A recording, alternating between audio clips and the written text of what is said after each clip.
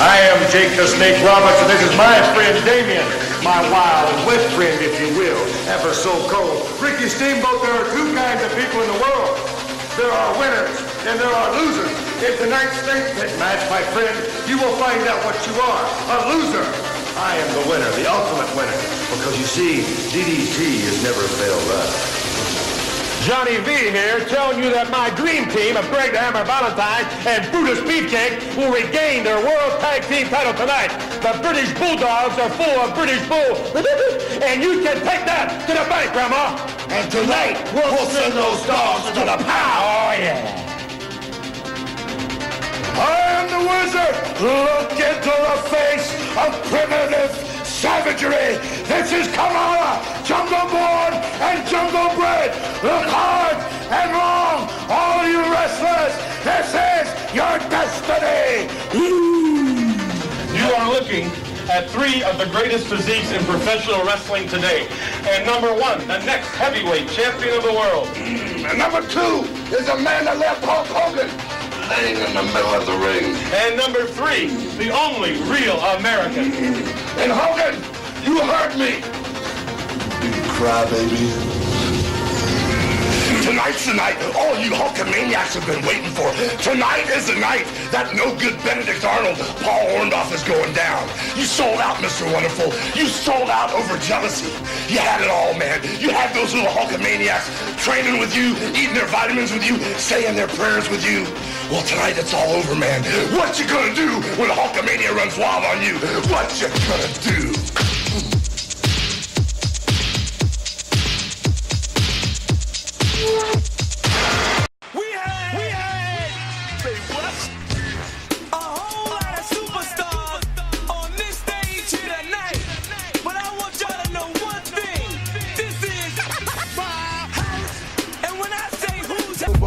Skills and vocabulary too. All the hits in the disc edition is all brand new. You're through. I'm interplanetary and like Doctor Who. So who? Fuck your beef, no relief. I step on stage, girls scream like I'm Keith. What's up, everybody? It is Ring Time Pro Wrestler Keith and Keisha are in the building again. Keisha, say hi to the people. Just when you thought we was gonna start this off in a normal way this week, I had to come breezing in and just shut up. That's all I'm saying. That's all I'm saying. Because I'm going to tell y'all now, every week, it might not be normal. Y'all might not just get a hey from me, what's happening, how y'all doing tonight. Nah. Because there's too much going on right now, people. There's too much going on right now, and I got too much to say. Keith, I'm telling you, I will start it. I swear I will. I am the one. This week ain't no different. This week is definitely no different. Oh, Lord. Why people out here acting a fool? Just please, just tell me. I need to know. I do. I need to know. I done paid these bills. I was an adult today. Like, come on, man. Like, why y'all out here fooling? Yeah. Adulting sucks.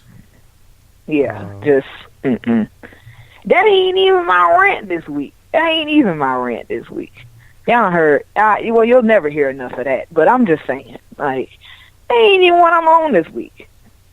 Adulting is a part of life. We all got to do it. Whoopie-doo, whatever. But I'm just talking about all this extraness I'm seeing on my Facebook. I can't deal. I need to stay off Facebook sometimes. I really do. But, okay, because to be fair, we're about to let y'all into our pre-show conversation that we usually have before the show. Yeah. So, y'all know how it is. Social media brings us a lot of news and notes and stuff like that. That's how we get a lot of stuff that we do for this show. But somewhere on Facebook in the fuckery today, Keisha told me she saw something that I saw also. Hey, black folks. Monique wants us to boycott Netflix.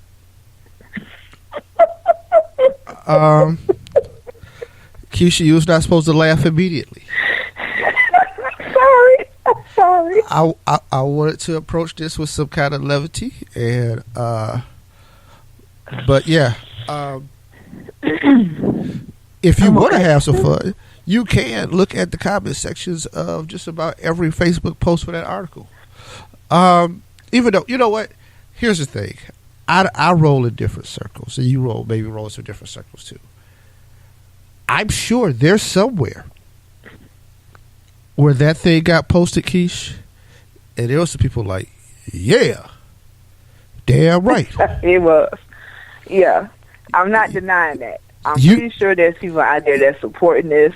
You Negroes better get off that plantation. We behind you 100%. I told y'all about Netflix. Right. And this, that, and third. And I was like, you know what? Giving the white folks $9.99 a month and they not going to support you. Okay. Right. Then you know what they did, Keish? They logged off that Facebook and they pulled up Netflix and watched the new Dave Chappelle special. They really did. Because they already paid for the month. So it was like, I'm going to get my money's worth for this month and then I'm done. Let me tell you something, Keish. That money coming out your account next month. Don't play with me like that. The people at Netflix could have told Monique, nigger, no. And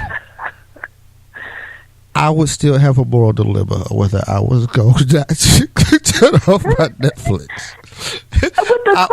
I would have had to sit down and think about what am I going to do. Right. Well, okay. So I'm pretty sure that there's this argument that, of course, I'm a black woman, so I need to be behind our black women. And I know that argument's coming. Let me tell y'all something right now, okay? Yes, I am a black woman. I am behind black women and everything they do. I can't do this. Like, I'm just gonna tell y'all right now, I'm paying that $10.99 a month. I'm keeping my Netflix subscription, okay? Because my whole thing is, and this was my argument about it, the people she mentioned that got paid more than her for their specials as opposed to her are people that I know for a fact have been in the mouths of others. They've been demanded, you know what I'm saying? People will flock to see these folks. You know, it's like, okay, I know for a fact if they were to breathe on TV tomorrow, like everybody's going to watch. It's like that. And I don't know too many people that are really fond of Monique these days. I'm not going to lie. Black, white, I don't care. It doesn't matter. Like, race is not, I'm eliminating race from all of this. Like, because I know people in all circles that really aren't too really hype on Monique these days. Like, they really just, they're like, nah, we're not too fond of her. We're not too fond of her at all. And then she's like, oh, well, they're giving me $500K. What? There's some negotiations that need to be had about this money. Wait a minute. I'm just going to tell you like this. Netflix. You give me $500. You have a 1 hour special to die for. I'm saying it'd be to die for. $500. When you said 500, no, I can't do it. Okay. You know why, Keish? You know why I say $500? Because I'm realistic, right? I'm realistic. I know where I am in the comedy world, right? So I feel like if Monique is $500,000. 500. No, you know what? An even $1,000. I can say that. I can say I'm an even $1,000. Right. All right, cool. You know why? Because look, 5,000 would be 1% of that amount. I'm going to tell you that I am 1/5 or 0.02%. I think that's a fair amount for my services against hers. Right? Right. Right. I feel like that is somewhere she is between her and Dave Chappelle. Hey, so, I'm just saying. And if you do the math against Dave's $20 million, I think we're somewhere in that ballpark. So, right. That's all. That's all I'm saying, Keish. That's it. See, here's the thing. She's talking about one special, right? So you want to do this one time, and that's it. See, Dave Chappelle, he did what, 6? 4 that I know of. He did 4. That was the contract. He did 4. 1, 2 right. hitters. So, but that's the thing. He did 4 of them. The contract was for 4 of them. You know what I'm saying? So he did 4 of them. Well, here's the thing, Keish. It's called. I'm gonna give you a little econ. It's called supply and demand. And hey, if you took this one, knocked it out the park, you could come back and re-up on the next one a little hotter, right? I'm gonna tell you, I don't think Cat Williams got an insane amount of money for a special he just dropped, and I don't know. I don't know how good it is. I didn't watch it yet. These people, first of all, Netflix is buying up comedy specials. I don't know if I like or dislike what they do to stand-up comedy, because I think the way specials are supposed to go, right? You're supposed to be able to digest them. You're supposed to be able to live with them for a while, and they kind of McDonald's. I want to make sure. See, there's a McDonaldization of this that I don't like. Right. But that's neither here nor there. Because so like they have a show on Netflix called The Stand-Ups, and I know this because the one episode of that show that I watched was Deion Cole, and I have to honestly say for that half an hour that was hilarious. Deion Cole is one of my favorite comedians. Like, he is hilarious. Okay. And I didn't watch too many of the other ones. Like, I watched a couple here and there, but it's like Netflix has literally taken stand-up comedy, and they've just like literally just made this whole genre for it on Netflix. Like, oh, you want to see stand-up? Well, here's like 50 different specials. Like, wait a minute. I like stand-up comedy. I want to see stand-up comedy. I don't need all of that. You know, it's like if I want to really watch this much stuff, like, of course, you watch Comedy Central and you see, you know, normal outlets for stand-up. If anything, if you really want to see some really good stand-up, go to your local stand-up place. I know you go to Uptown in Atlanta, you know, you can see that all night. It's like, that's just pretty much what it is, but it's like, she's getting up here. She's like, well, I didn't get paid as much as these folks. Y'all need to boycott it. Time out. Is that your argument? Because if it is, I have to really wonder, like, what are we arguing here? That you, and I already know where this is going. You as a black woman didn't get paid as much as this man or this white woman, and now we all need to stand against Netflix because of that. Well, I'm going to give you one. One of the people she named was Schumer. And Schumer kind of came with the same thing. And she got laughed off the PlayStation, too. Because it was like, yeah, oh, you didn't get as much as Dave and Chris. Ooh, I get you kind of popping. Ooh, you not going to get that, buddy. But, right. Well, I mean, if you really, Amy Schumer is an asshole anyway. So, like, I don't have a space for her. Like, I don't. I'm sorry. I'm not sorry, actually. I don't care. Like, I don't have a mental space for her. Like, I don't fuck with Amy Schumer at all. I'll admit that. I'll say that out loud. I don't care what people think. It don't matter. Like, I've been let that go a long time ago because of multiple reasons. And one of them, if you want me to be on top of it, she's not funny. Like, to me, Amy Schumer is not hilarious at all. Like, I don't laugh at any of her jokes. She's just not funny. And if you want me to be really technical with it, she's an asshole, right? Like, in every sense of the word, she's an asshole. So, no, I don't really deal with Amy Schumer like that. That's why and to me, I just can see why her argument on this failed miserably. She was laughed off of it. Monique is in the same boat right now because it's like there's a legit argument against why you didn't get paid as much as them, but don't throw your gender and your race into this. Like, let's not do that. I think some part of this, there's things to legitimately boycott, and I can understand why, but this ain't one of them. Not to me. I mean, this is just my personal opinion, and I'm pretty sure that, you know, there's going to be backlash about it or whatever the hell, but I don't care. Like, at the end of the day, this is my personal opinion first. I'm not really fond of Monique. You know what I'm saying? And there's several reasons why.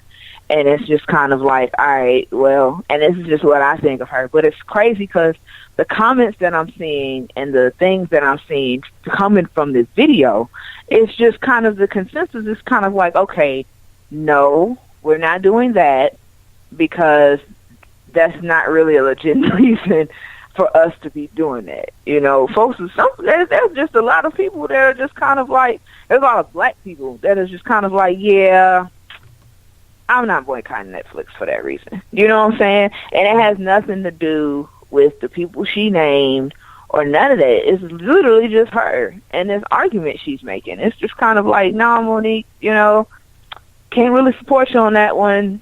You know what I'm saying? If anything, a lot of them are like, well, I mean, at least you get paid. You got paid for the special. Like, what's really to be mad about? But I can understand. Do I understand her argument? I guess. You know, I get where she's coming from. No, I didn't get paid if you break it down in math, no, I didn't get paid the $5 million per special that Dave Chappelle got, or, you know, the millions they gave him, or whatever they gave Amy. Like, I got paid less than all of them. Okay, so Monique, what are you bringing to the table? Like, that's my number one question, because I understand supply and demand, and which is why I was reading a few comments, and it made sense, because it was like a lot of my friends. I read comments, not even under the video, but under one of my friends who posted it, and some of their Facebook friends was like, "Well, who's really looking for Monique right now?" You know what I'm saying? Somebody tell me a Monique joke, like right now. You know, who's really checking for her? And I'm not saying that that's why she should have got paid less, but at the same time, it's like it's a legitimate argument. It's like, who's really looking for you right now? Yeah, you're funny in your own way, and people, you have fans, and people support you, and those folks that love you. And in the comedy world, yeah, you're recognized for who you are and what you've done, you know. And then that the argument can go in different circles, but I mean, I don't know about this. Like this right here, I guess I have to look further into it, but at the same time, this is where I'm at right now. It's kind of like, nah, I'm not canceling Netflix. Right. Like, I'm not canceling Netflix, not at this moment. So, just in case you didn't know, this is a show about wrestling. Yeah, it is. And we're going to talk about that, too, because there are some things that I found out. Keith, you've seen the links that I've sent you. Yeah. Yeah. We're going to talk. Oh, we definitely are. Okay. I'll man. go through it. The news segment is going to be a little... Got a lot going on. The news segment is going to be hilarious, and it's going to be deep. Y'all just know that much. But it is a lot going on. I'm telling you. Let's come down the line here. Get this thing in order. Right. Some of us done had their coffee or something. Yeah, no. Keisha's just a little. It's funny because before, when I was on the way home, for those of y'all don't know, I just got off work at 10 o'clock, and I was on the way home. I was yawning in the car. I was like, man. But now, oh no. Now I'm hyped. I'm ready. Let's do this. I mean, for real. Maybe I'm a little too... I got a little bit too adrenaline. Too much adrenaline going. Let me calm down. I'm okay. Let's talk about Raw. Let's do that. Because I'm telling you, if I keep talking, you let me keep talking, we're going to be off subject for another 20 minutes, and I know that's not... We can't stop you, apparently. Apparently, that's not what's going on. Nope. Anyway... Raw, let's get to the show. Braun opens the show, and Kurt Angle comes out and fires Braun Strowman. Now, this is what I will say. I thought the firing made sense, and this is one of the good times WWE executed something, and it made sense because he didn't go into a long, drawn-out thing. He didn't offer him nothing. He didn't offer to sell it in a ring. He didn't try to set up a match. He just fired the man. Right. I say good. Because here's the thing. Right. Legitimately, after what happened last week, that is the recourse of actions. You fire the guy. Right. You can't do nothing else. You damn near need to have charges pressed against him. But they fired him. Okay. Fair and square. They sent out the security. Keish, I will give you the worst job to have in history of wrestling. It is to be the security guards to have to escort a wrestler anywhere. Right. Because all y'all gonna get y'all ass beat at some point. I just need y'all to know that every last one of you get your ass beat. All right. And especially somebody like Braun, after he just got fired, I don't know. I quit. Like, I'm done. I'm not. No, I'm thinking I'm going to stay back here with y'all. Let me go check on the women in the girls' locker room. Like, I ain't got time for this. I don't. I'm sorry. Like, this is not happening. I don't need y'all to look at me and see me cussing Vince out. That's what we don't need. Y'all don't need to see me cussing Vince out. Because that's kind of where it's going to go. Yeah, Keith, we need to go ahead out here, take your team. Y'all go get Braun and take him out to his car so he can leave. Who? Like, I'm sorry. No, say what? It literally be like, fuck you, Vince. Yeah. What, excuse me, what did you say? Fuck you. I'm a little stand there and just look at you like you didn't even say nothing to me. Yeah. Like, did you hear what I said? I didn't. I really didn't. I didn't hear none of that. Yeah, no, I didn't hear any of that. That went way over my head. Like, I'm not even. No, it is. Do you need me to repeat it? I don't need you to repeat it. What I need you to understand is I'm not doing that. Like, that's not. I don't get paid enough. Like, that's not. I don't get paid enough. Like, that's not even finna happen. Are you serious? Like, no. Y'all better get these other wrestlers out here. I ain't got time for that. What a locker room. Like, y'all need to clear that out. Yeah, go on. Because this man finna destroy some shit, and I don't want to be around for it. Right. I don't. That is a whole nother level of a disgruntled employee. Like, I'm not even finna. Like, do you not understand? Like, we're not even talking about I'm pissed and I'm throwing staplers. No, like, that's not even. No, that's nowhere close. It don't even scratch the surface. Like, it's just like, nah. Yeah, that's not in my job description. Like, I just don't. I don't do things like that. That's not. Because we're talking about Braun Strowman here. Like, I've heard of what this guy looks like in person. Yeah. I don't think I want to stand next to him, Keith. Like, I really just. I mean, like, I look like a little ant. You seen him like next to the Big Show, right? Yeah. That's okay. Yeah, no, that's all right. I don't need those kind of problems. Right. Yeah. Nope. No. Let's not do that. Because I am not with those games. I'm just not doing stuff like that. No, that's not the business that I'm in. We're good. I'm good. Like, nah, I'm straight on that. That's not gonna work. Yeah, we need you to know you don't. You really don't. No, I can tell you now, you don't. Yeah, I'm like, not every lesson has to be learned that way, right? Like, right. There's a way to learn lessons that don't require me to die. But, yeah, so Braun is fired. We move on. Right. Keish, Titus Worldwide defeats the Bar again. Oh, Keith. Can I tell you how much I love Titus Worldwide and Dana Brooke? I'm just saying.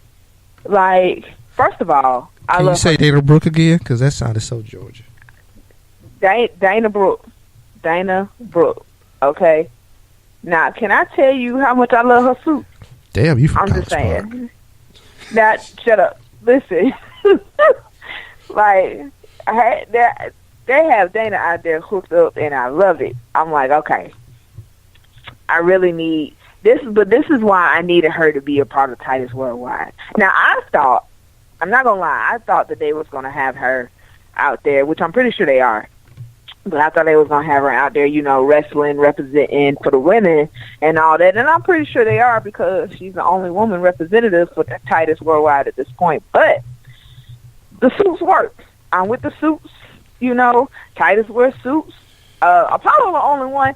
Can we address that? Why is Apollo the only one that's always walking around in wrestling gear? Like, I'm like, really? But then again, Titus is pretty much the manager of all this, so I can get why he's in the suits and Apollo's always in his wrestling gear and all that, so I understand that. But I am excited about the win. It's just, I'm really wondering, what are you doing with Titus Worldwide? And why do y'all have them continuing to beat the Bar? Because the Bar is not just a tag team at this point. So it's like, okay, y'all got them beating one of the top tag teams on Raw. Like, are y'all building them up the ladder? Like, are we going to see more of Titus Worldwide? Will they have the tag team titles at one point? Because if they don't, there is no reason for y'all to be doing this. Don't hype me up like that, okay? Just don't. I like Titus Worldwide. Like, I do. I am a huge fan. I'm always going to be a fan, okay? As a matter of fact, I need one of them shirts. I just don't know if I want to wear it, but I do want one of those shirts, though. Because I can see what can happen with me putting on one of those shirts. It's like, this is a whole other conversation, and I'm willing to have it. Because I'll let you know in a quickness, hey, I'm a wrestling fan, watch some wrestling, you'll understand, okay? That's it. That's all I'm going to say.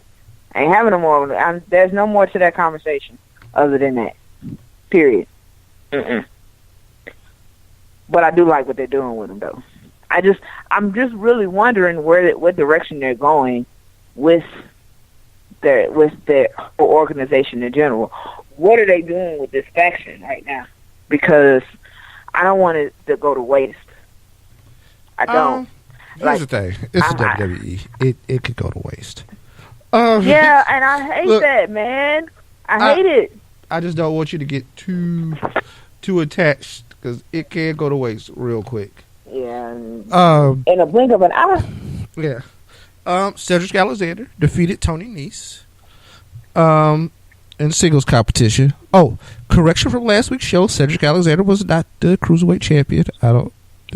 So scratch that for the records. And between that, Keith, Braun Strowman is rehired after he killed everybody at Raw. Yeah. Yeah.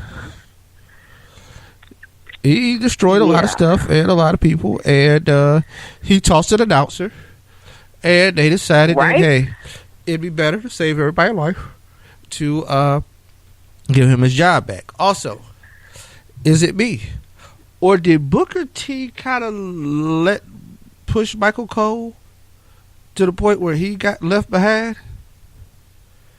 Or yeah, see, I'm just saying, it seemed like Booker T kind of put Michael Cole. It's kind of one of those things where, look, a dog chasing y'all, and somebody decided to be the asshole and trip somebody and say, hey, look, I figured if the pit bull got him, we could all make it. I don't know. Yeah, that's Booker T, and yes, he did that. Like, he literally, he was like, look, if we sacrifice him, we can get away. That's exactly what just happened. Like, that's exactly what happened, and Michael Cole just got thrown to the wolves, and it was awful. And I was like, really, Booker? You ain't shit for that. But I was just kind of, but then again, I'm like, well, it was kind of like the heel. Yeah. So yeah, no, it was kind of like Dave Chappelle in that Black Bush sketch where he was like, he knocked over the water and ran. Like, yeah, it was kind of like that. Yeah. Like, it was also like, oh, what you talking about? Oh, that shit was bounce. Right. But Got the hell on, right? Yeah. And he may not have pushed him, but he got up out the, and I'm not saying I blame him. Once again, y'all would want to see me cuss out Vince, because that's pretty much how this would end. Like, look, you gonna fire? Like, I'm getting fired. Fuck that. I'm not quitting because I want my money. Now, but to be fair, had I seen Braun coming out on that stage, I would have left immediately. Like, there wouldn't have been no commentating. Oh my God, what is he doing? No, I'm dropping the mic. I'm leaving. Like, y'all can sit here if you want to. I'm out. You can come with me, or you can get sacrificed up on the stage right now. But I'm not going to do it. Okay, if I was Booker, I would have did the same thing. Except I would have left, like, immediately, off top, no questions asked. Keisha, where you going? You better come with me, or you find out later. like you come with me, or you find out later. Because I'm not stopping. Once I get up and physically start to walk off, I'm gone. And I'm not walking at no slow pace. I'm out of here, for real. Vince gonna probably try to stop me in the back. Hey, where you going? Did you see what just happened? Oh no, I gotta go. I'll go back out there when y'all get all that together. Because I'm not, I ain't finna be in that crossfire. Y'all just fired this dude and he back out on the stage? Oh no, I got to go. Mm-mm. So, Booker did the right thing. Yeah. I mean, here's the thing. I'm going to go outside of Braun Strowman. I'm going to give you a real life lesson. If somebody get fired at your job and you see them after they've been fired, get to moving. No ask, no questions. You get your ass moving. Because, damn it, if I see somebody, and the sad thing, Keish, in the current situation now, I sit by all the bosses. So, I'm definitely out. And look, if one of them run my way, I'm tripping their ass. Because y'all started this shit. Keith can't fire nobody. So, yeah, I'm tripping somebody. Because, damn it, I didn't fire nobody. I shouldn't have to die for this. Why I got to take a bullet? That's all. I'm just saying. That's just rule of thumb. If you get fired, if somebody gets fired and they get back in the building, get your ass out of there. Right. Moving along through the show. Asuka defeats Nia Jax.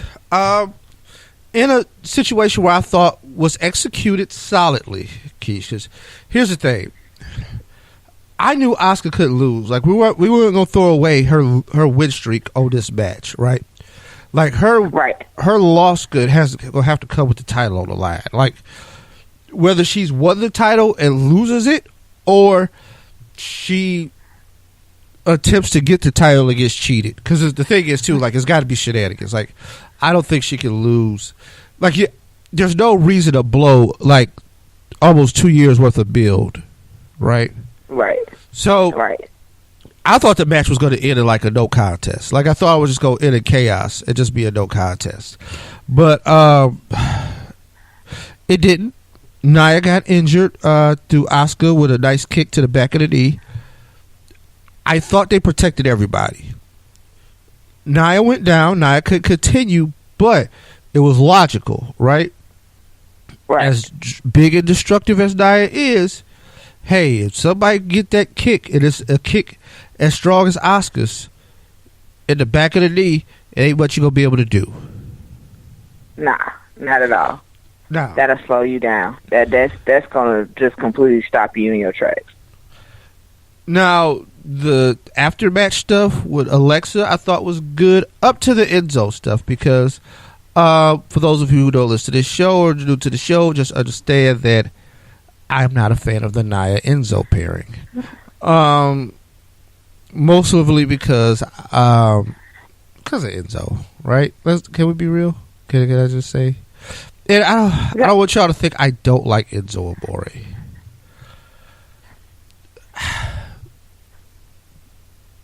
Keish, because I don't know what I'm about to.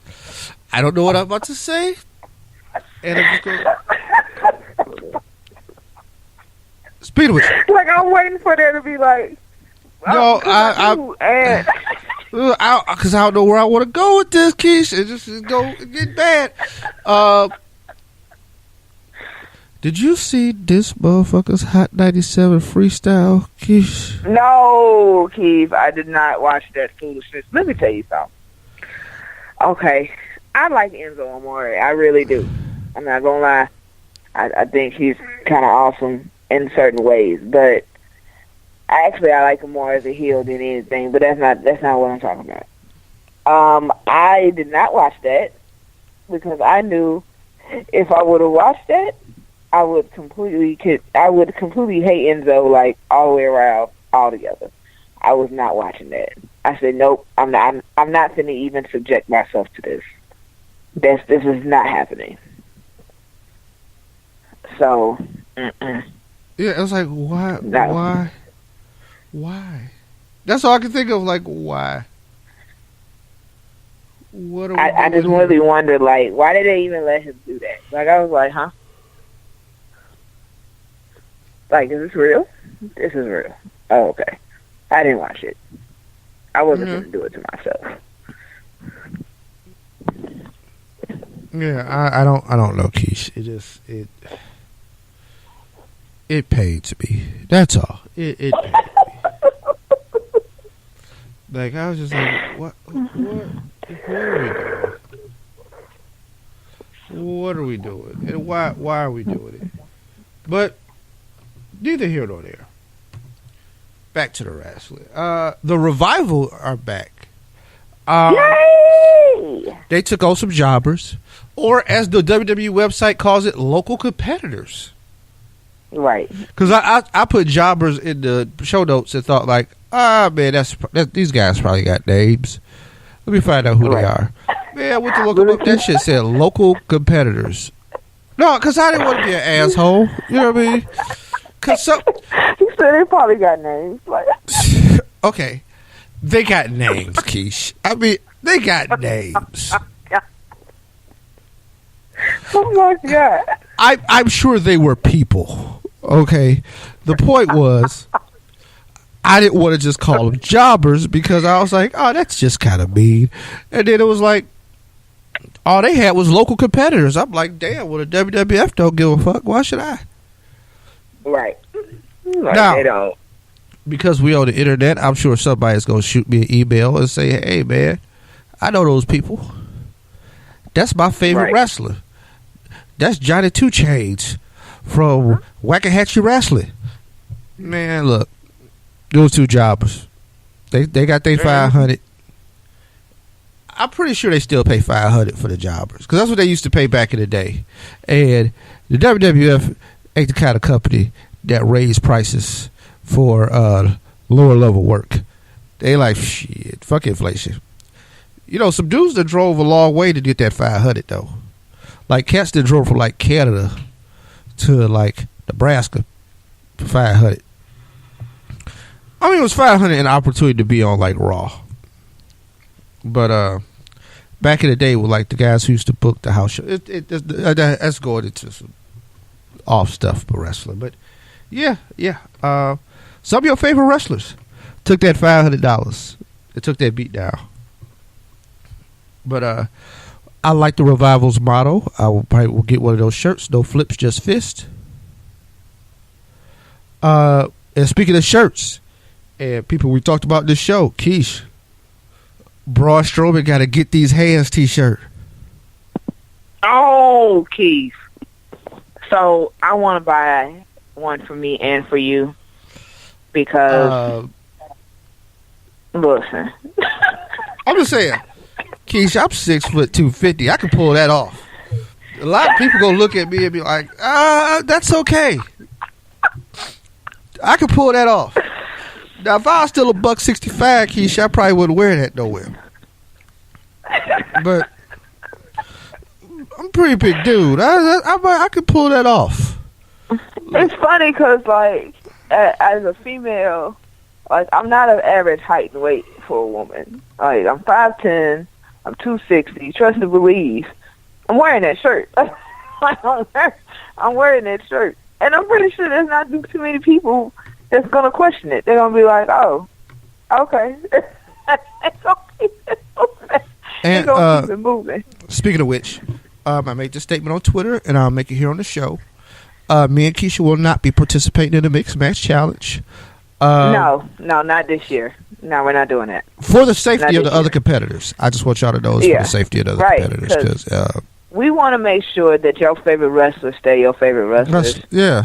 So we opted out, just let y'all know now. But next year. I'm just saying. They do this again, I'm telling you. We're in it. I ain't playing. But I'm just saying. No, not this year. We just can't be doing that this year. No, nobody will be victim of the Doomsday DDT. It won't happen today. No, it's just not. We're not even. So, besides, Keith, we was going to outshine Bobby Roode and Charlotte with these robes anyway. Like, I didn't want to steal their thunder. You know what I'm saying? I didn't want to steal their thunder. Like, no.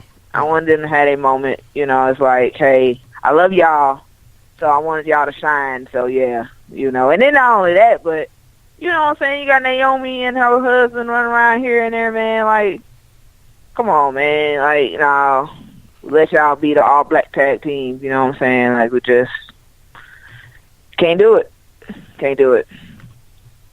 We love y'all, though. Yeah. We do. Y'all safe this year. This year. Because next year we might not be nice. I'm just saying. We might not be nice next year. Roman Reigns defeats the Miztourage in a 2-on-1 handicap match. Oh, man, that dude there. The Miz. I'm sorry. Let me not. I'm sorry you said Roman. I was like, oh, man. All right, I'm going to chill. Okay. I swear I'm going to chill. News and notes, Keish. News and notes.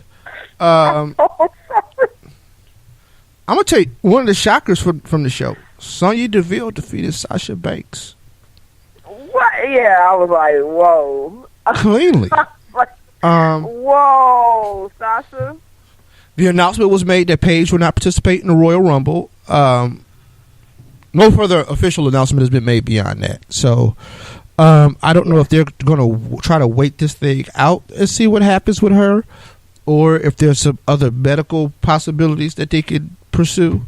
Right now, she's still coming out with Absolution every week and working as a manager, and we'll see how that goes. Right. Matt Hardy defeats Heath Slater, and he went full on delete. The funny thing about Heath Slater is a shirt I need too, because I got kids. It's funny, but it's even funnier. You ever see the back of the shirt? No. No, I'd actually. What does the back of the shirt say? The back of the shirt say, "I need this job." Right. I think now that I'd wear to work as a goof. I would wear that as a goof. It would say, "I got kids," on the back. I need this job. Now the problem is that one day something fucked up is gonna happen at work, and somebody's gonna take that seriously and be like, "Look, Mr. Holt, you need this job. Don't you have children?" And then I'm gonna get fired. Because my response after that will have a lot of fucks in it. And the word "while you will be used a lot. So, and when you say "fuck you" to people, generally you get fired. Yeah, that's pretty much what happens. I might go all philosophical Pac with it and "fuck you" and that clique you claim.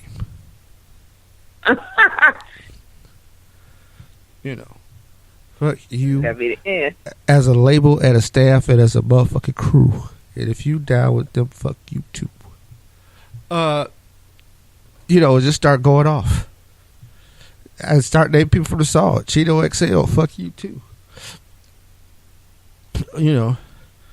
Fuck you, die slow. My fofo, make sure all y'all kids don't grow. Like, I just, look. I mean, I don't know, Keish. It just... No, Keith, you just got issues. That would be hilarious, though. Okay, I first think of all... that would be a hilarious way to go out. I'm just saying. I'm going to tell you right now. I never told y'all I was wrapped too tight. So... I never claimed sanity. So... Anything you get from me, just understand. It just comes with territory. I never claimed I was sane. I was about to say something crazy. Like, shit. Y'all don't know me. I'm Lemon Burns' great-grandson. You know, see, that's not... Here we go. Here we go. Oh, my God. Hey, you your daddy's son, all right. I come from a long line of strong men. Going back to great-grandpa Pete. I don't fuck around. Well, and he's actually ain't great-grandpa. He like great-great-grandpa Pete. But still. Right. I don't fuck around. You heard the legend of great-grandpa Pete, right? Yes, I have. You have told me, and I am still in shock. I am still in shock. Explains a lot. Explains a lot. This is there's no jokes in this. Explains a lot.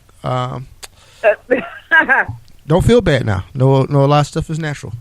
But anyway, aside from that, so Keish, Seth Rollins took on Finn Balor.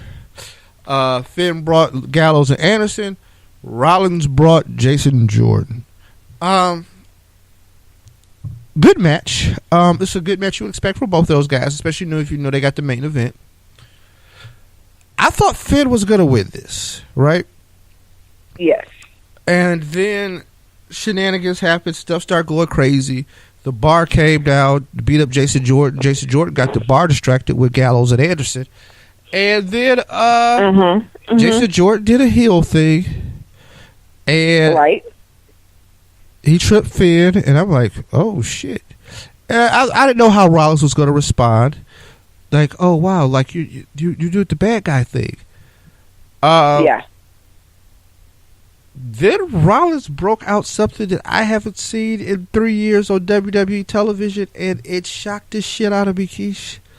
It sent chills. He brought out the curb stomp. No, do you not understand how excited I was in that moment? I said, oh, shit. I lost it. I said, oh, it's a curb stomp. You don't understand how excited I was to see that move, okay? Because, personally, that was the best finisher that Rollins has ever had. Right. Ever. People are like that. When he got rid of the pedigree, I was like, so what's he going to do now? And then he had the knee, and I didn't like the knee. I was not fond of the knee, Keith. That knee was horrible.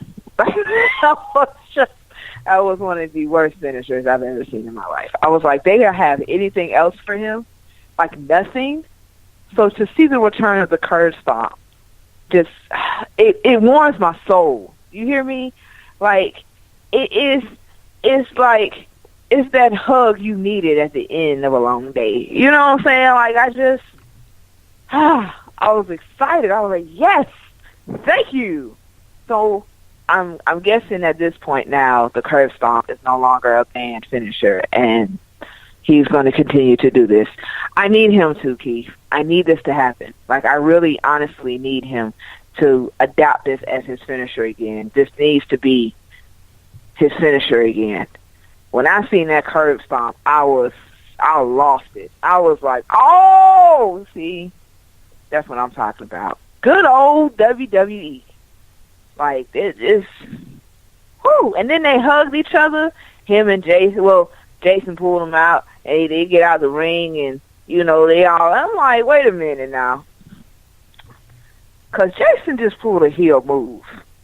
What is this? I just need to know, what is this?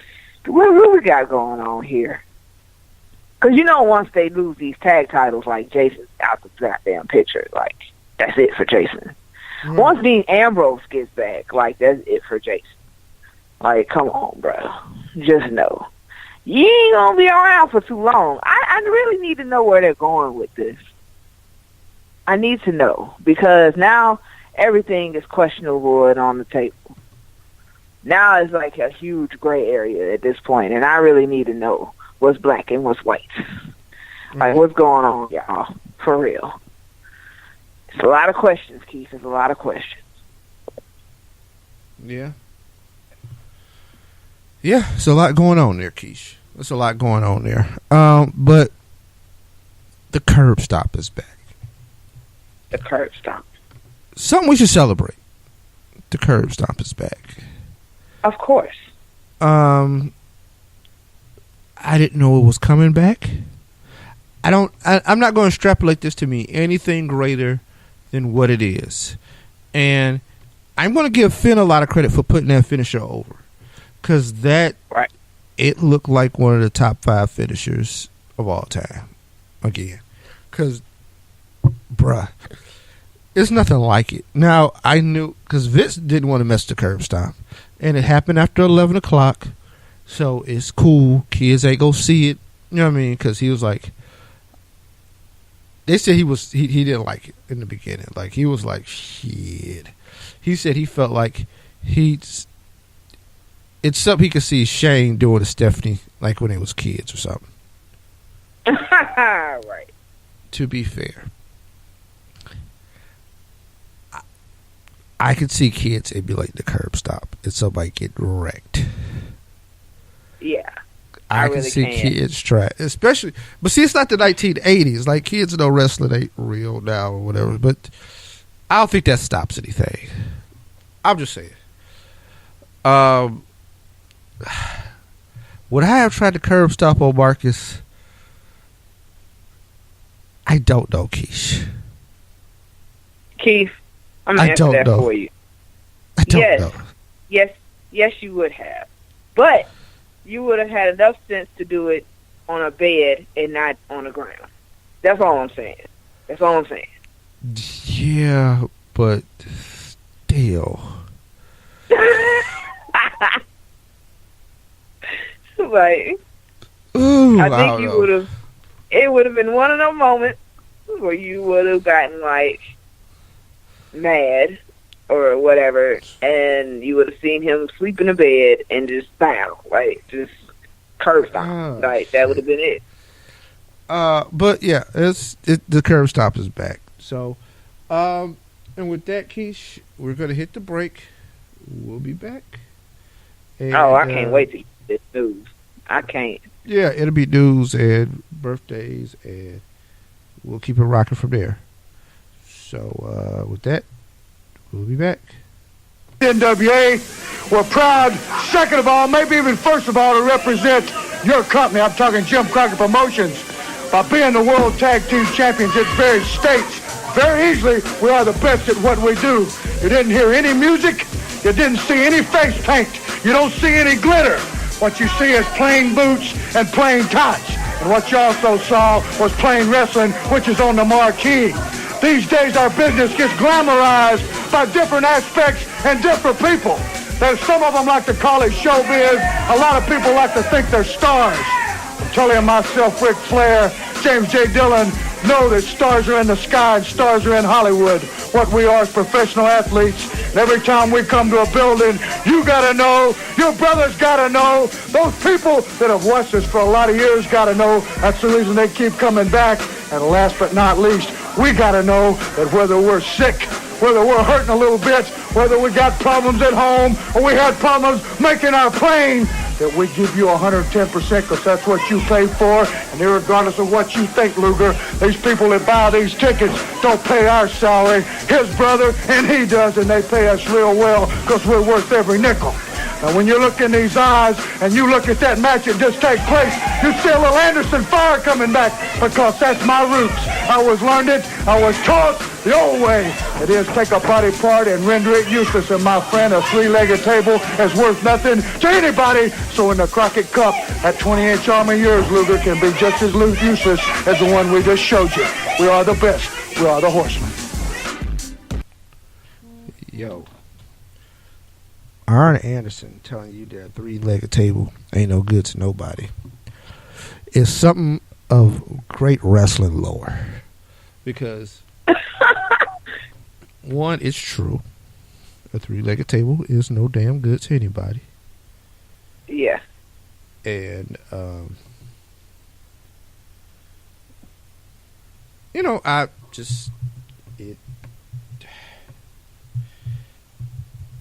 be careful. That's all I can tell you. Be careful. But that being said, Keish, we're going to go into the birthdays because I'm sitting here. I'm working on our family tree, and Keish, crazy. I give you some off-air things, but I would like you to know of your great grandfather would be Alcus. So Idol Carr would be your great grandfather. George Carr would be your great grandfather. 3 greats. 3rd great grandfather. Born in 1852. That's how far back I'm at now. But you know, neither here nor there. Just random. Working it all out. 1852. Yeah, I've been like 1852 or with the cars. Not sure how far I would get with the quids, and then Holtz we kind of already know. Like I could tell you Thomas Senior, who was Thomas Jr.'s dad, who Thomas Senior's dad is Grant. Grant Holtz, who just like your Uncle Bobby's middle name is Grant. Yes, all the middle names mean something. You know that, correct? Yes, I am aware. Right. Ross Grant, Henry Brown, they all come from somebody. Yeah. I figured Brown definitely came from somebody, and that it wasn't just a random nickname. I mean, a random middle name, because I know, like, with Henry and Grant, and, you know, those are obvious. Brown was one that was questionable. It was like, where did this come from? Yeah. So, but I figured it had to be something passed down through the family, and that's how it ended up being a name thrown in there in general. Yeah. So, but we're here. It is birthday time. Keish, we are all the way up to January 20 on the birthdays. Like, damn, like what happens? Like, where do we go with this? Like, this, we're 20 days deep into this year already. And I think the government might be shut down. But I'm gonna backtrack to Wednesday, the 18th. A day I was probably stuck in the house because it was snowing. Do you know the great Batista would have celebrated a birthday on Wednesday? Batista would turn 48. I'm sorry, 49. No, yeah, 49. Wow, yes. Batista will be 50 next year. The fact that you just said 40 anything, like, that man doesn't look anywhere close. No, that's his Filipino lineage probably helping him out. But he doesn't. Dave does not. He didn't start. He didn't start young, so he started in the business kind of late. So that's where it makes sense. Ted DiBiase, the $1 Million Man, celebrated birthday Wednesday. Ted is 64. Ted is 64. Shout out to Ted. Money. Oh, sorry. Carl Anderson turned 38 on Wednesday. Shout out to Carl Anderson. R-Truth yesterday celebrated a birthday. You know R-Truth damn near 50? Yeah. Yeah, man. Keish, R-Truth, 46. Born in 1972. Yes. I did not know that. Yeah, R-Truth is, it doesn't really matter how much older he is than me. Tyler. No, I'm just saying because it's not, it's a single digit number. So, yeah. Tyler Breeze. Tyler Breeze turned 30. Good job, Tyler Breeze. Really? Yeah, January 19th. That was, yes. Well, not even yesterday. I mean, it's kind of today somewhat. I mean, it's kind of the hybrid. Well, you'll get this show because most of y'all ain't going to do that but download it in the morning. So, y'all will get it. It'd be yesterday. Right. Pat Patterson, Hall of Famer, the first ever Intercontinental Champion, turned 70. Hold on, let me make sure I got this right. 77. Did I do that right? Yeah, sounds about right. 77. Keesh, wow. Born in 1941. Yeah, Pat Patterson, 77. That is not a young man. I don't know why I think he was that old. Like if you just said 67, I'd be like, yeah, that makes sense. But no, right. First what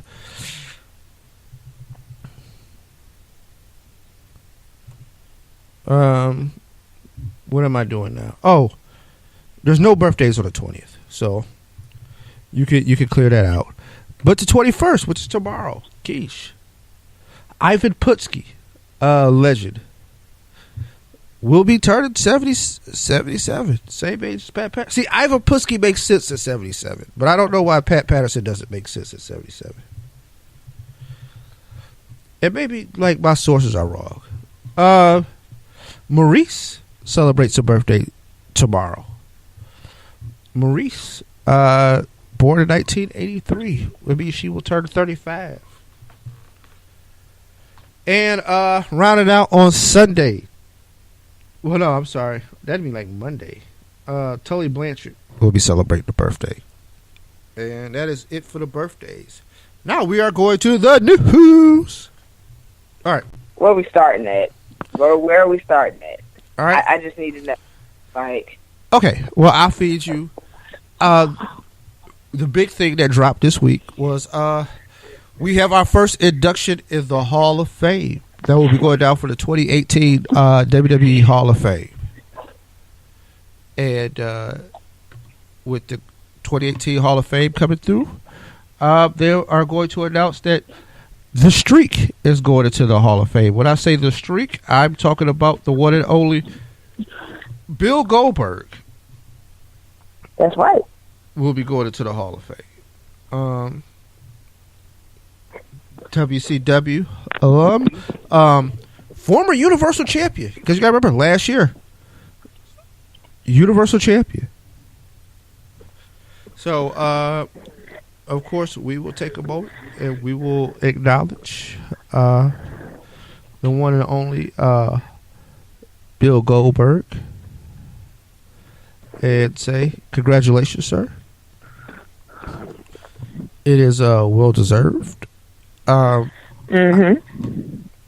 think he's, how to say this, with Goldberg, I think his career, short as it is, and with the gaps, I think he helped change the business. I think he had an impact. That Monday Night War era was going to get a lot of guys in the Hall of Fame, and he was the first star that WCW built on their own during the era. Well, not the first, but they only really built like 2 stars during that era, like that they built.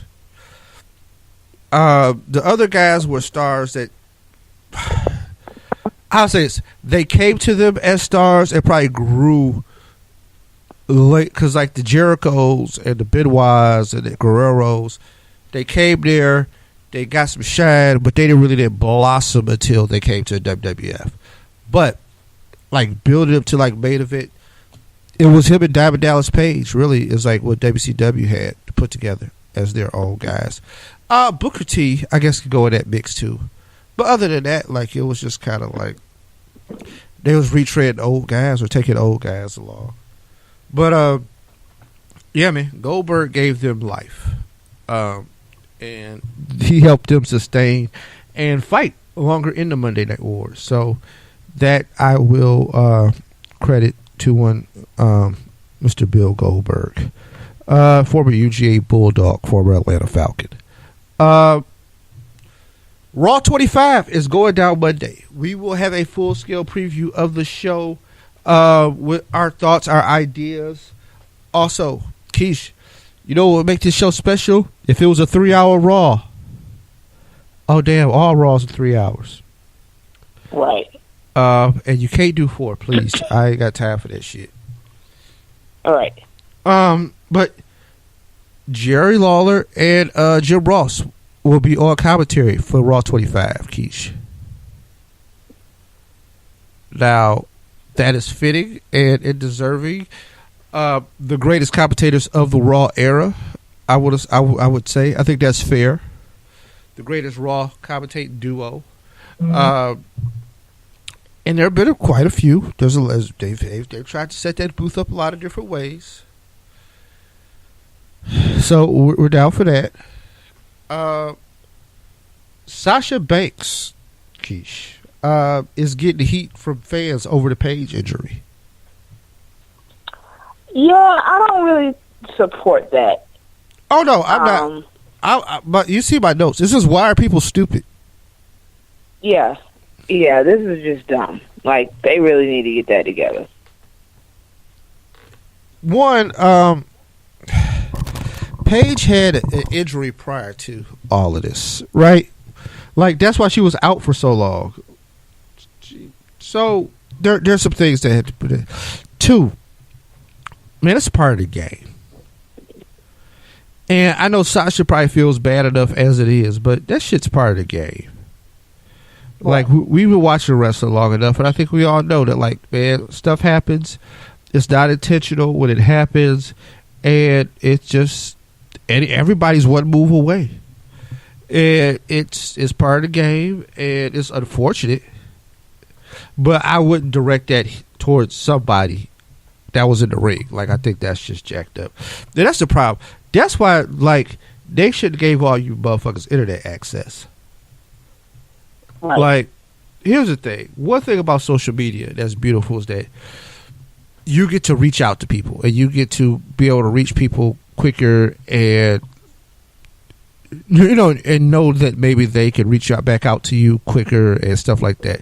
Like I come from an era like, hey man, people used to write fan letters to people, and no way could anybody respond to 10,000 fan letters. Just like they can't respond to all the social media, but you got a better chance to get through and somebody responded back to you, right? Right. The bullshit y'all send people, some of y'all should get slapped. Like somebody sent something to Nia Jax this week talking about, hey, she wasn't selling her injury in this video with Apollo Crew, and it was just like, yeah, of course she clapped back at him, but it was like, see, y'all fucking it up for everybody else. Now when I try to send a podcast request in, I can't get to nobody because they like weary. They hoping I ain't one of you fucking nerds. Right. But that's neither here nor there. I'm gonna go out of order here, but I'll make sure I cover everything. Roman Reigns, Keish. I know you've been chopping at the bit to talk about this, so I'm gonna go throw this out here. His name came up in a steroid case. I guess what the people he was getting his stuff from got busted, and they had his name on the ledger along with a bunch of other Hollywood superstars and stuff like that. As far as I know, Keish, this is settled business. He did get popped a while back, if you do remember, for a wellness policy violation. That's where he had a 30-day suspension,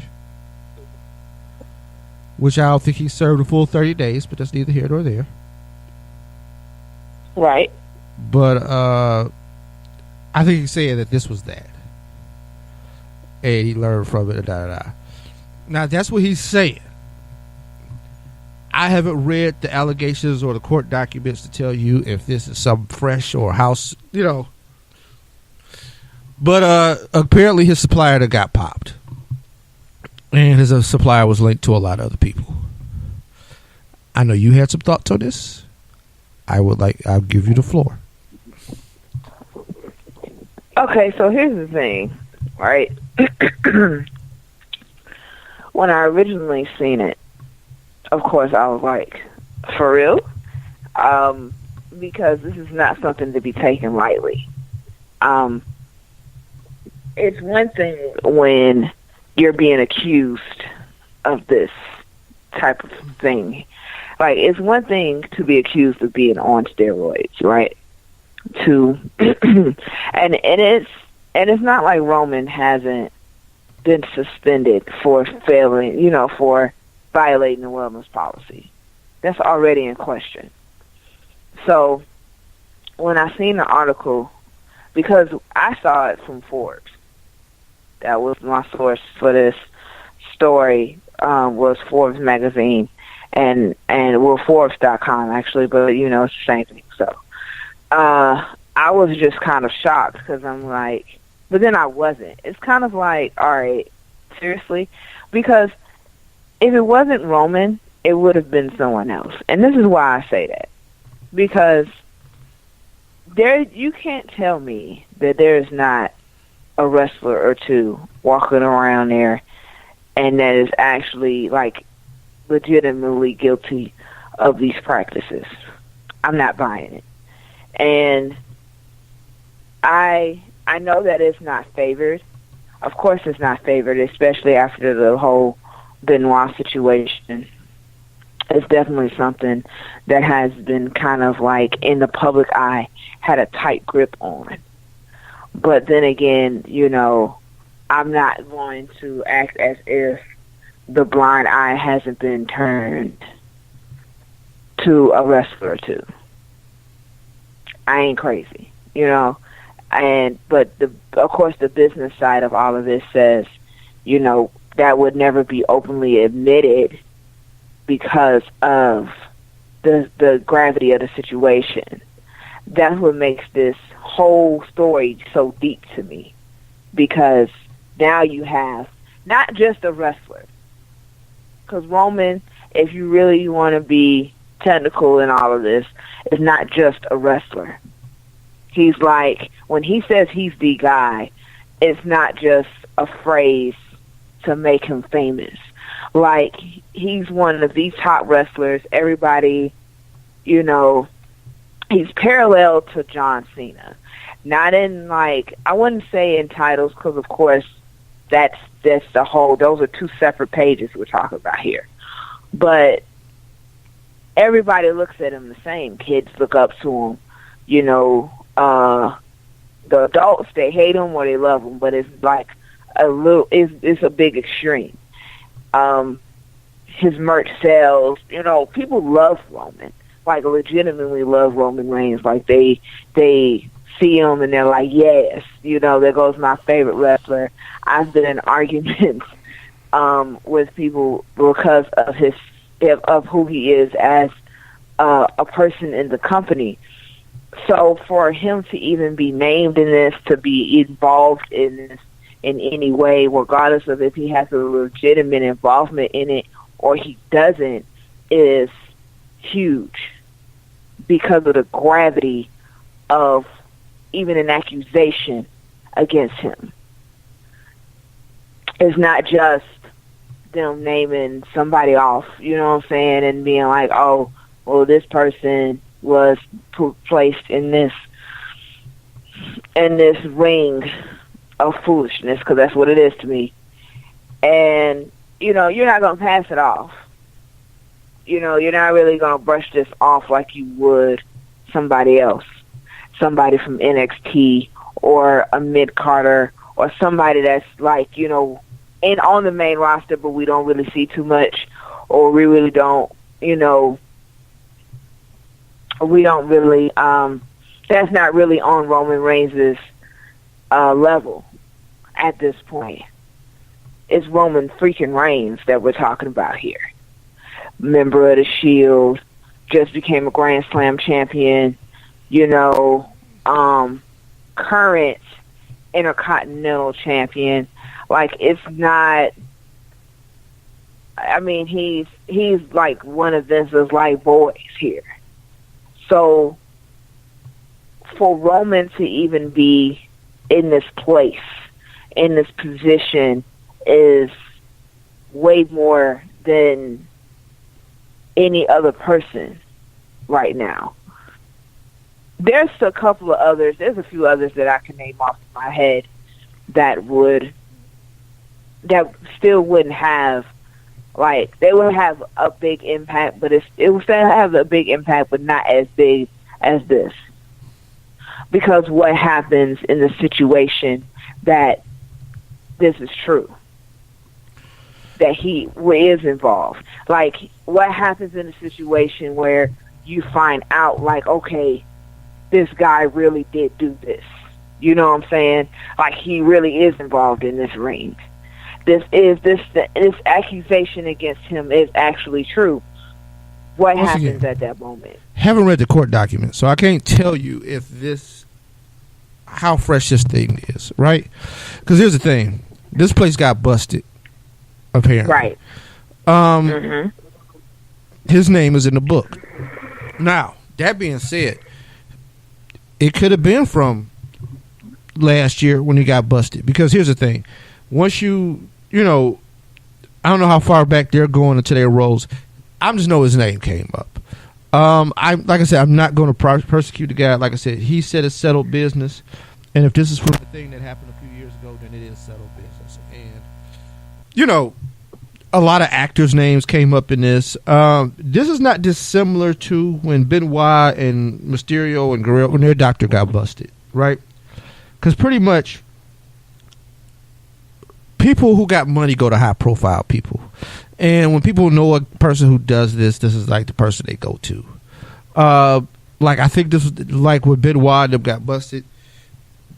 Not when they got busted, but when that doctor got busted, they found out that was a guy who was giving HGH to like Mary J. Blige and Tyler Perry, and you know what I mean. Like it was a little long list of celebrities. Like this firm had like a long roster.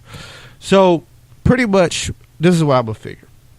His name is probably in a celebrity book, right? At this doctor's office. Let's call it that. They got busted. Right. And they probably don't, as much as they put names in the book, they probably don't take names out of the book right away. And they just start going through the book. And his name got leaked because he was probably the only wrestler that they could find with this place. And they needed to make it salacious. Because here's the thing, with the actors, it doesn't really pop. But when you put a wrestler or an athlete in, period, like if they had a football or baseball player, that'll really have it cracking. But the most salacious name they could pull was Roman Reigns. Right. What does that mean later on? I don't know. But, like I said, that's what's went down. We go over to Jey Uso DUI. They was doing a live event before they did SmackDown because they was in Texas working it out. And he got popped for a DUI prior to SmackDown. Well, DWI. I'm sorry. It's slightly different than DUI. I think it's like a lower grade. But I'm pretty sure Trinity and John was like, yeah, we can't let you have a rental car no more. Right. No, you can't drive a rental no more, bro. But, I mean, I'm not going to glance, so it happened. Samoa Joe is injured. The injury is worse than they thought. He will not be in the Royal Rumble. They hope to have him back by March. That sucks ass. But, Godspeed, Joe. Hope you get better. Hulk Hogan will not be at Raw 25, Keish. I'm not surprised. WWE issued a statement, and pretty much their statement was like, nah, man. Nope. Still too hot in these streets. Right. We're not getting involved with that.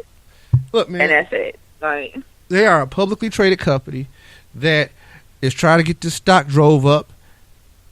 I don't think Vince is trying to sell. Like, a lot of people like, oh, Vince considers selling. Nah, man, he ain't gonna let nobody else run this. And Keisha, I don't want that to happen, because if it gets fucked up, like a company takes it over, it's just, it'll be the death of WWE. Like, it'll be the downfall of a great company. And then, yeah, it really will. Hopefully, Ring of Honor can take over and try to make it, but it's going to be the downfall of a great company. It'll be the end of wrestling as we do it. But neither here nor there. So that's that. Jim Ross, wife Jan, got killed. I didn't know the details of the case, Keisha. I started reading up on it lately. Like, I knew it was in a car accident, but I thought she was in a car. She was riding a bike. What? And a dude in a car hit her. Oh, shit. 17-year-old guy. Word on the street now is that he is not going to be charged. Jim Ross said dude didn't even lose his driver's license over this shit. And of course, so he's distraught, and I would be too. Like, that's just totally fucked up. Yeah. But it is. Yeah, so the guy, he got like community service and some time served and some bullshit. But yeah, so he's not gonna do no time or nothing like that. Now that I just took the show down to that level, I'll give him something happy. You want some rumors? I got a rumor. Oh, yes, juicy. EC3 may be in the Royal Rumble. Look, I read that, right? And I said, man, if that happens, like, I don't know how I'm going to react. Like, no, I don't know how I'm going to react to that, Keith. I really don't. Once in the WWE as Derek Bateman, wrestled in the developmental. Word on the street is that he would not go to NXT. He would come immediately to the main roster. Oh, really? Yes, and quiet as kept, he owes EC3 for what I've heard. Really? And Impact Entertainment, Anthem Sports, have said they are not going to fight guys over gimmicks anymore after the Matt Hardy thing, which... Yeah, I bet you they won't. I think if you remember me talking about this a long time ago, I said it was stupid of them to fight over that because it couldn't do anything for them. Like, WWE holds guys up and stuff like that, but they the biggest company in the world. They got all this merch. They got all this shit. You know what I mean? But right. If you're like the third company now, used to be two, now you're three. My advice to you is let it go. Let it get popping somewhere else, and then use that popularity there to sell your stuff because you still got rights to the name. Hence, right. AJ Styles, Samoa Joe. Guess what? Impact Wrestling can release AJ Styles DVD and get some bread. Why? Because they got all those matches with AJ on their TV, and they can use AJ Styles. They still got to pay AJ, but WWE is out there pumping that AJ Styles name because he's hot right now. So now you can CM Punk. When CM Punk was cracking, TNA released a DVD like the best of CM Punk. Now they only probably had about 5 or 6 matches to go off of, but they put it out there. So, like, why would you sit there? Nah, man, take that name, use it, get it cracking, make it even more popular worldwide, and then when we can sell some stuff and get some more eyes on our television, because then people might be like, oh, that's where he came from. I want to see what else is down there. Right. Because that's what you got to start doing. But, yeah. Now, that being said, Bobby Lashley may not be at the Royal Rumble. They say his contract goes through February. Yeah, I'm not really looking. I wouldn't look forward to that anyway. Yeah. To tell the truth. World Street MVP might be in the Royal Rumble. And I tell you. That would be funny. Because, hey, they say he's scheduled for Raw 25, which we'll get into later on in the show. So, Man, what? yeah, he's been confirmed for Raw 25. MVP? Yes. Oh, Lord. Yeah. So, Keish, let's get into the SmackDown recap because that's part of the main event of this show. Pretty much the show had 4 matches. Just some other things that took place. Jinder Mahal defeated Xavier Woods in the second round of the United States title tournament to advance to the finals. I was mad, man. I was with Xavier, U.S. champ. I'm sorry. I was for Woods, U.S. champ. I was excited about that. I was actually really looking forward to that. But I'm not saying that it can't happen later on this year, right? I hope it does. I think they're positioning because I think they want to see what they can do with him. He's the only member of the New Day to have never won an individual title. Right. That's true. So this was his time, and I think it still is his time. It just may not happen, this go round, but we'll see what happens, right? But I think it's he has a shot. And that's all that matters. Bobby Roode defeated Mojo Rawley in the second round of the tournament. So the finals were set. And that was supposed to take place next week. Or at the Royal Rumble, they changed their mind. And then all of a sudden, Jinder came out and challenged Bobby. And Bobby said, man, shit, we can do this tonight. Jinder was like, nah. Right. The Daniel Bryan was like, hell yeah. Main event.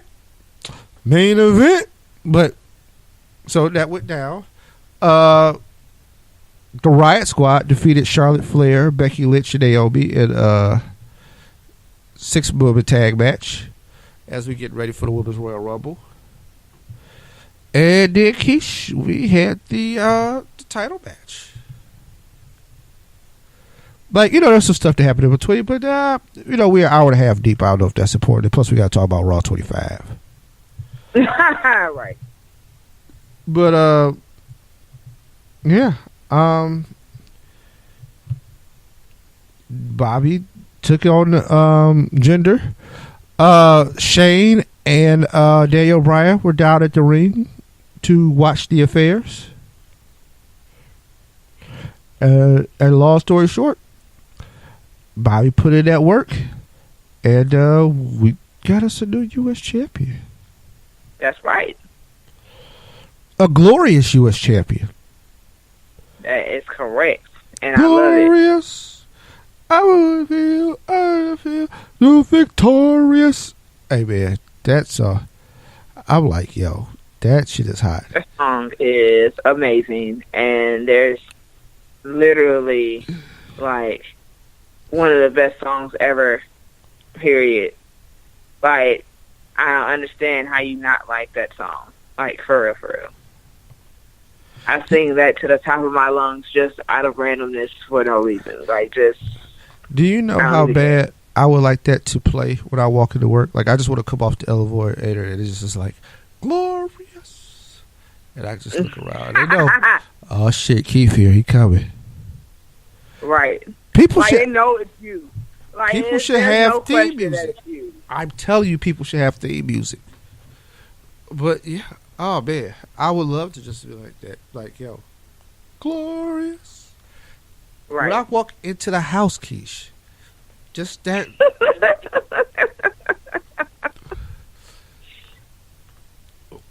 I'm gonna leave it alone because I was about to go even further. Shoot, well, I go into the bedroom at night. I wanted to stop. You know what? No, just no. And this is where you're cut off at. Oh, okay. That's it. Mm-mm. No, it that might be more of a. If you smell, no. You know what? And no, I'm not. I am coming to left the SmackDown. Okay. And doesn't keep right now. All right, so that's it. So we have a glorious U.S. champion. I expect his reign to be long and fruitful. I expect them to really have a solid division out of this. I expect Dolph Ziggler to come and reclaim his time. And let's see how this feud works out. real versus fake. We'll see if that works out. And as that, Keish. Yes. RAW25 is coming up Monday. USA Network, live from New York, in Brooklyn at Barclays. Now they will have another satellite location because I think they're gonna go from the original ballroom where they did the show. You know what I mean? First of all, let's reflect on the achievement that it is to have a weekly episodic show on for 25 years. Yeah. A show that started out as a 1 hour show, went to a 2 hour show, and then went to a 3 hour show. Right. It has built up over time to be appointment television. It is a show that has went head to head with Monday Night Football and still sustained itself. During the late 90s, it became part of pop culture. It became part of our zeitgeist. Everybody knew what was going down Monday night. To the point where if you had to compete with this company, you tried to put a show on Monday night. And we had Monday Night Wars. We had a smaller company try to compete again in 2010, but they were stupid. Yeah, they really were. I'm going to say this.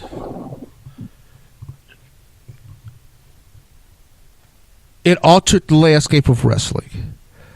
For those of you who are a little younger and don't understand this, because it's 25 years.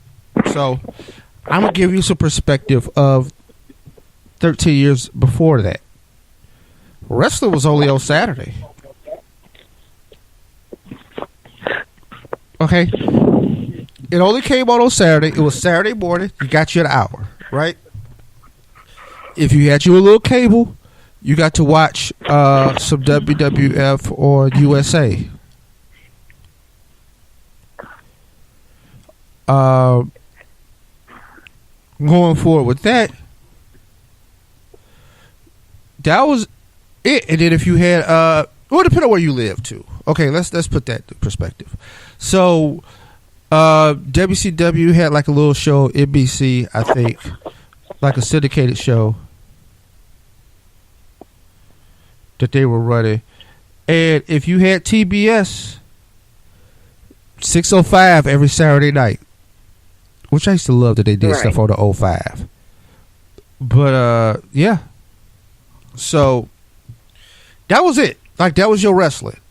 Then WWF started doing some Tuesday night shows, things like Tuesday Night Titans, stuff like that, on USA. But, you know, it wasn't as widespread. Like, I don't think a lot of people caught that. I mean, of course, too, I was young. I couldn't stay up late on Tuesday. And not everybody had cable like that. Like, back in the day, man, we had cable in, like, the living room. You know what I mean? Well, no, I think our parents had cable in the bedroom, like, but the kids, we didn't have cable in the room, which was helpful. I mean, and late nights on Saturday, you tune that TV to Channel 38, Mount Clemens, and you can get some syndicated wrestling from, like, other places. And I got a lot of wrestling growing up. But, hey, man, Monday Night Raw changed the landscape. Live. Sometimes, most of the time, you know, there was a lot of pre-tapes back in the day too, but you know, some live, to the point where WCW started going live and forced Raw to start going live, because Raw was pre-taping shows and doing stuff like that still. It altered the business, and it became like a nighttime primetime show. Like, it proved that wrestling could compete in primetime television. Because I don't know if people thought wrestling could succeed in primetime television. Yeah, probably a lot of people probably didn't. Right. A lot of people probably believed that wrestling wasn't going to make it, because, you know, wrestling is at times I consider to be an acquired taste in television for not only sports fans but for non-sports fans, because of the content and all the additional things that come with wrestling, because it's not just two people in a ring. there's storylines, and there's a story, and then there's this person and that person behind the scenes stuff. There's violence, there's excitement, there's yelling, there's booing. It's a lot of elements to it. It wasn't just and going off from when I began to watch it to now, like, it wasn't just a lot of colors, just people jumping around. It's a lot of it's a little bit more complex than I think that people really believe. So I'm pretty sure that once this concept of there being a wrestling show on a Monday night came about, like, I'm pretty sure there was a lot of people out there like, that's not gonna last. No one. I got a good feeling no one expected Raw to be as it is right now. Like, I'm pretty sure this concept came along like, oh yeah, that it might work out for like a year or two, and then that's it. Well, we just need a time filler right now, so go ahead and do what you're going to do. Go ahead and, do whatever it is that you have planned to do, and we'll see how this goes. 25 years of the same, and 25 years of the same name and everything, but, Raw is not the same show every week. Right. So you have 25 years of a different show every week.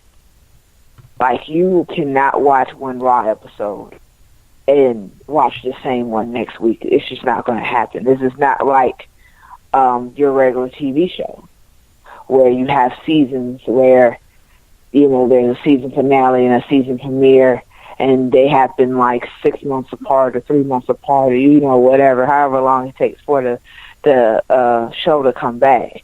Raw is not like that. It's a new show every week of the year. There might have been some where there wasn't, and nothing happened, but at the same time, like, I'm pretty sure the beginnings of this started off somewhere in, oh yeah, we can put this in this time slot and we'll just have it there to fill, and we'll see how it goes. But, it's wrestling. Like, who's really out here watching wrestling on a Monday night when you got Monday Night Football and, and other sports, or, just, it's Monday night in general. People got to go to work. They got stuff to do. Who's really watching this right now? How many wrestling fans are really out there? One thing about Raw is that it altered how wrestling was viewed.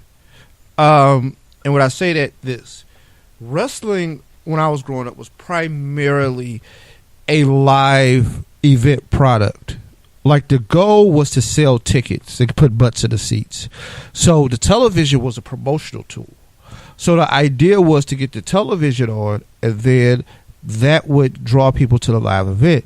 Most of the matches on television were squash matches to elevate heels and baby faces. And then, like, the main event match would be like a mid-tier guy versus a top mid-tier guy. And a lot of times it didn't have a resolution. Sometimes there was a title change. Like, there was some small IC title changes or TV title if you watch a WCW, stuff like that.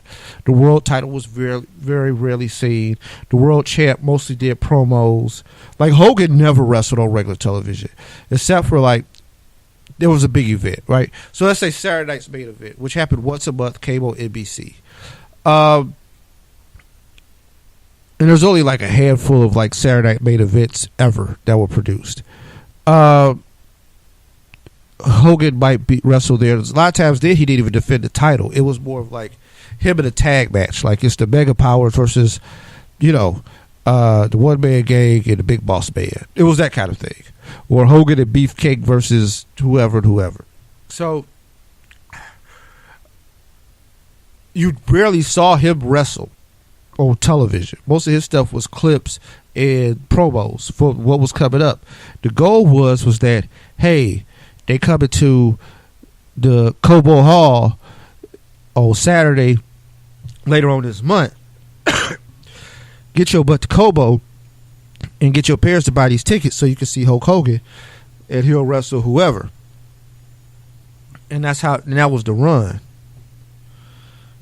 Now it's different. Raw comes in, and the idea now is to shift towards the television. The television is not just a promotional tool. It is the product. We got to get ratings. That's the pressure of being on primetime television. Then you're competing against another product in WCW. We got to counter them in the ratings. So now we got to put on better matches. So the squash matches start going away, and then you start seeing more named wrestlers versus named wrestlers throughout the card. To the point of the world champ is wrestling on regular television.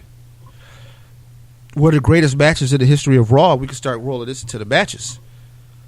Early in the show is 1-2-3 Kid versus Bret Hart. I don't even know if the title was on the line or not. It might have been non-title, but Keish, they go. Right. The kid had it back then, man. Whew. One of the biggest upsets on early Raw was 1-2-3 Kid versus Razor Ramon. Early Raw, loser kind of leaves town match. Ric Flair versus Mr. Perfect. There's a lot going on there.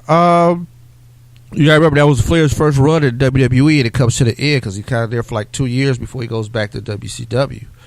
But yeah, it altered the whole landscape of the business, altered by the Monday Night Wars and Raw in general, just because it sets up like now wrestlers geared towards the TV. So there was two things. Like I said, you want to sell the live events.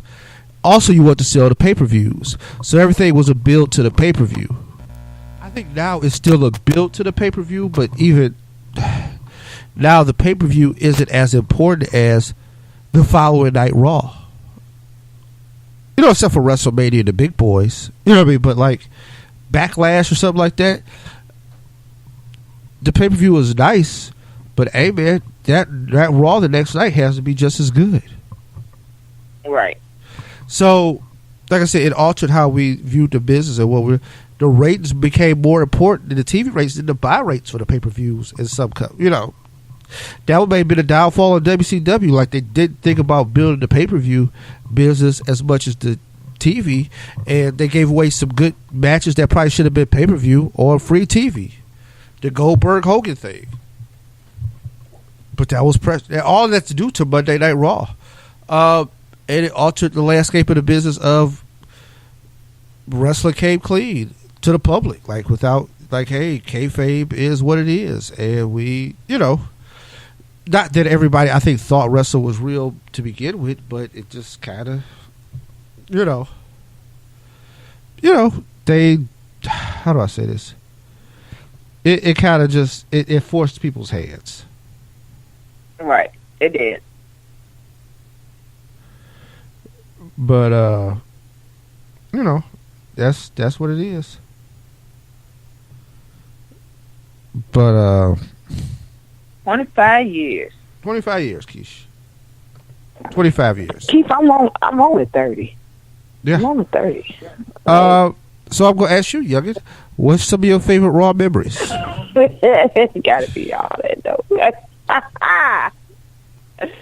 Well, it's funny because I was on YouTube earlier today, and I was watching a video of some of the wrestlers from now doing reenactment photos from the Attitude Era.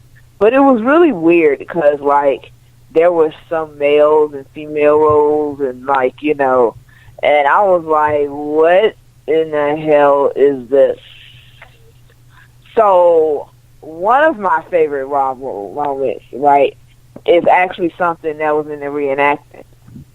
So it was, I have like a few, but a couple of those moments that I seen reenactment reminded me of when it happened. So one of them was when Vince had revealed himself as a higher power. That shit was hilarious. I don't know why I found it so funny to me, but at the time that it happened, it wasn't funny at all.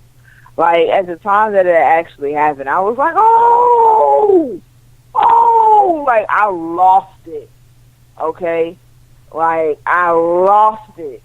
And then there was the wedding. Stephanie, Mary, and Test. Yes. And Triple H coming in and destroying it. That is one of my favorite Raw moments. Like, there is, I swear to y'all, like, that has to be one of the top 10 Raw moments like I've ever seen in my life. If not, it's literally in the top 5. Like, that was classic. Okay. What else is a good Raw moment for me? There's been a few returns that have been, like, awesome. I know one of them was Triple H's return after his quad injury in 2002.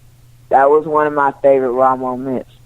Of course, Stone Cold's return from his neck injury when when they did the whole he got ran over by a car storyline. Yeah. And what is another one? Oh, when they made Mick Foley commissioner, that was one. That's one. It's I have so much stuff. Like, and of course I'm naming a lot of Attitude Era stuff because that's really where I was at. Well, here's the thing. When it came to wrestling, so there's a lot of times. Like, yeah. There's a lot of stuff because here's the thing. I think Attitude Era is kind of what really kicks off the idea of Raw. So, the pre-Attitude Era stuff like 93 to 97, we could talk about, but I think a lot of people's stuff is going to be Attitude Era. Just like when you start talking about the beer truck with Stone Cold and The Rock, which later leads to the milk truck with Kurt Angle. Right. Mark Henry, Sexual Chocolate. Him and Mae Young. That was awful. All the stuff with the Stooges. The Corporate Ministry. The Corporate Ministry was awesome. Now, I think they wrote themselves in a quarter because they didn't know who was going to be the higher power. They flipped it all the way back to Vince, which of course leads to that was amazing. To the Stephanie and Triple H thing and all that stuff. But right. Yeah. The crossover episode, like, that was, of course, one of the biggest moments in Raw, like, period, because it was like a defining moment in wrestling in general.